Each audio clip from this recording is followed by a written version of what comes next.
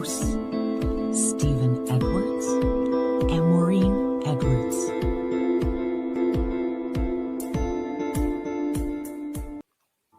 So just continuing on our anger series, and I think we've really unpacked a lot of the underlying causes and ways it can present. And I wanted to maybe go into strategies and coping mechanisms that we can practice, we can learn, we can do so that anger is less of an issue in our lives. Yeah. And I think the easiest thing you could do for this, for the first thing you should be doing, is check in with yourself throughout the day.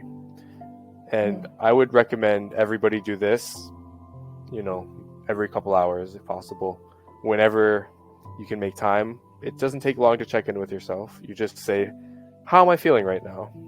Am I agitated? Am I happy? Do I feel like hitting myself or something else? Do I feel like my body's tensed? Am I relaxed? You don't have to be angry or feeling like you're entering any state to do a check-in, right? The idea is when you do these check-ins regularly, you're going to get an idea of what your baseline is. How do you normally feel in any given circumstance? Whether you're at home, how do you normally feel? If you're at work, how do you feel? If you're on the bus, how do you feel, right? You're just getting a baseline across the board. Right. I think most people... That's great. Yeah. And I think most people have a decent understanding of the things that upset them, right? We all know what our pet peeves are. We know what things piss us off, right? Like you have these thoughts, you know this about yourself. But the key is to recognize when you're exiting that baseline state and entering a heightened one. Right. I just wanted to add to that because I think that is so these hourly or event check-ins, like as you move through your day, right? Maybe it's once an hour. You put a little thing on your phone and it's like every hour it's going to ding on your phone. And that's like, okay, let's check in. How am I feeling? One other thing, and I'm thinking from an AA perspective, because they always talk about hungry, angry. Well, angry is one of them, but hungry, angry, lonely, tired, right? So there can be, maybe you're hungry. Maybe your blood sugar is falling. Maybe you need a snack. Maybe you're dehydrated. Maybe you're starting to get tired. A lot of people, when it's sort of afternoon, maybe around 2 to 4 o'clock, that 3 o'clock mark is a huge a gray area where people can start either feeling tired. When they get tired, a lot of frustration can start to surface because they have less of a reserve. So you might even want to, when you're doing your check-in, am I hungry? Am I lonely? Am I tired? Am I dehydrated? Just basics. What do I need, if anything? Maybe you don't need anything, but if I do need something, what is it that I need? And I identify that in that hourly check-in. Hangry is a big one.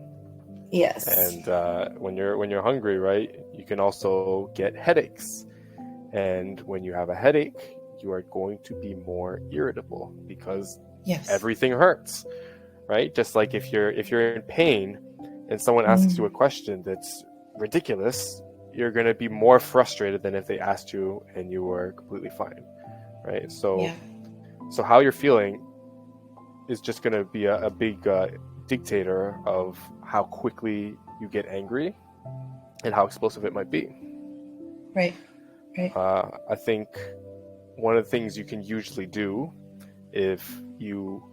for myself, if I start to feel that I'm exiting that baseline state, and for me, immediately my body is going to start heating up. I'm going to get tense. I'm going to get fidgety, and I'm going to start to make probably little errors. I might drop the key if I'm trying to like lock the door and I'm in a rush, or if I'm trying to put something together, I might drop it because I'm losing coordination. So all these physiological things are happening, and it's kind of impacting my performance, making me even more angry. Right? It's a vicious cycle. So the strategy that I use first is I stop what I'm doing, and I tell myself, this is not something I'm able to do right now. I need to take a break. Right? You have to recognize that the task you're trying to perform, it's just too much for you to calmly handle right now. And that's okay. Sometimes you just need 1 minute, and that's going to be all the difference, right? Maybe you need half an hour, maybe you need a day. It's going to depend on your personality, the situation. But what you need to do, you're left at baseline stage, you're getting angry, you're getting heightened, stop. Detach from the situation. Yep. Give yourself a break. So when you give yourself a break, do you go and do something else, or do you just down? How do you take that break? I will exit the environment. So if I'm in the living room, maybe I'll walk upstairs or walk outside or walk to the kitchen. If I'm at work, I'll walk out of the class, walk through the halls. If I'm out in the community, it's a little different because you're already, in a bigger environment, but you can still walk away from whatever is making you angry. I think it's very important that whatever you do, you need to change your environment briefly, right? This doesn't have to be a very long, extended, journey. You just want to give yourself a chance to relax those muscles, lower your heart rate. It doesn't take long. And then you can do some other strategies once you do that to even increase your likelihood of stopping this outburst altogether.